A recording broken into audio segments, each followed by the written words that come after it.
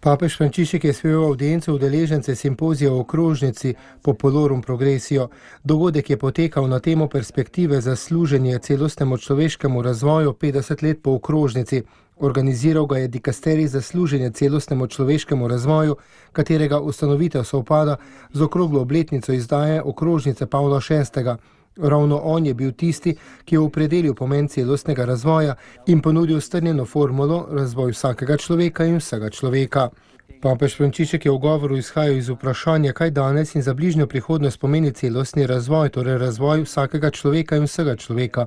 Uprl se je na glagol integrirati, torej združiti, povezati posamezne dele v celoto, ter tako nakazal tudi temeljne smernice za dikasterij.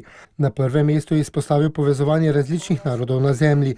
Dolžnost solidarnosti nas obvezuje, da iščemo prave načine za porazdeljevanje z drugimi, da ne bi obstajala neenakost med tistim, ki ima preveč, in tistim, ki nima nič, med tistim, ki odmetava, in tistim, ki je odvržen. Samo pot integracije med narodi dopušča človeštvo prihodnost miru in upanja, je dejal papež.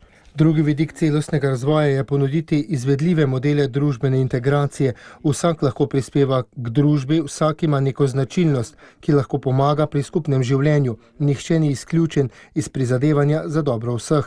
Naslednji poudarek, ki ga je naredil papež, je bil v razvoj povezati vse tiste elemente, ki bodo k razvoju zares prispevali. Različni sistemi, ekonomija, finance, delo, kultura, družinsko življenje, verstva so vsak v svoji posebnosti nenadomestljivi v tej rasti. Nobenega se ne more absolutizirati in nobenega se ne more izključiti iz celostnega človeškega razvoja.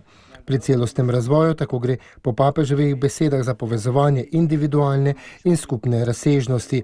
Po njegovih besedah ne moremo zanikati, da smo otroci ene kulture, vsaj v zahodnem svetu, ki je individuum povzdignil tako zelo, da ga je naredil za nek otok, kakor da smo lahko srečni sami.